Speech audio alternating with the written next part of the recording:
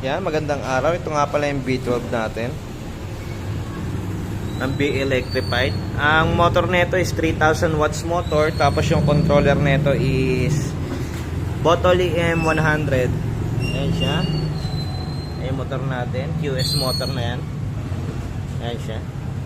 QS motor. Tapos, ayan yung mudguard natin. Tire hugger natin. Yan, naka-disc brake siya. Tapos alloy na to. Kapal yan. Ayan siya.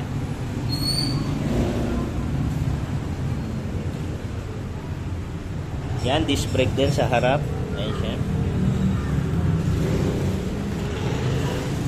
Ayan yung mga signal lights natin. Dito naman tayo sa switch. Ito yung ilaw natin. Reverse, pindutin mo lang to, diinan mo lang. Ayan, lalabas siya dyan, naka-reverse. Tapos busina. Hazard. Ayan.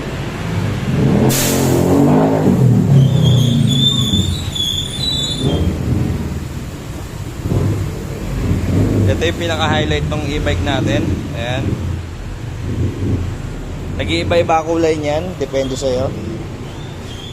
Ayan siya, yung sasiyan natin. Then may Bluetooth, may ano ka dito, charging port, USB port. Ayan. Speed 1, 2, 3. Release mo muna yung ano mo, part mo. Pull mo lang yung lever mo.